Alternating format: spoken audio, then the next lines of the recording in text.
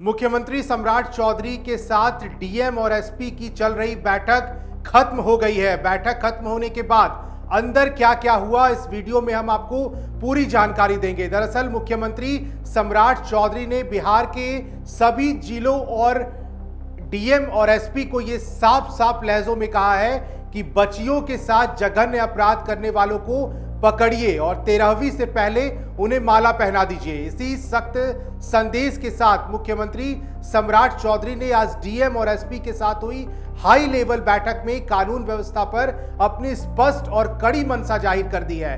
पटना के अधिवेशन भवन में आयोजित इस अहम बैठक में उद्योग, अपराध नियंत्रण और जन सेवा जैसे मुद्दों पर गहन चर्चा हुई है।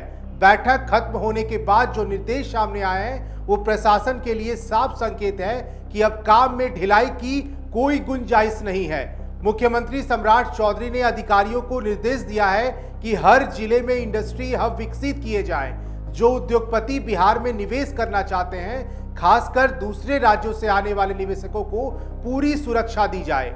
इतना ही नहीं, हर ऐसे उद्योगपति के साथ एक पदाधिकारी को टैग करने का निर्देश दिया गया है ताकि उन्हें हर जरूरी संसाधन समय पर उपलब्ध कराया जा सके।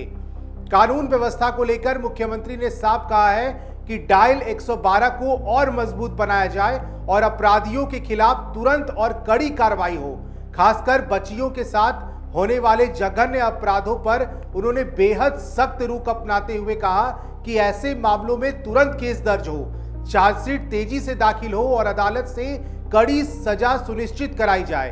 प्रशासनिक कार्यशैली को लेकर भी मुख्यमंत्री ने स्पष्ट निर्देश दिए हैं कि अगर कोई अत्यंत जरूरी काम ना हो तो डीएम और एसपी सुबह 10 बजे से दोपहर 2 बजे तक अपने कार्यालय में बैठकर जनता की समस्याएं सुने और उनका समाधान भी करें। उन्होंने कहा कि पीड़ितों को न्याय दिलाना ही प्रशासन की प्राथमिकता और जिम्मेदारी भी है।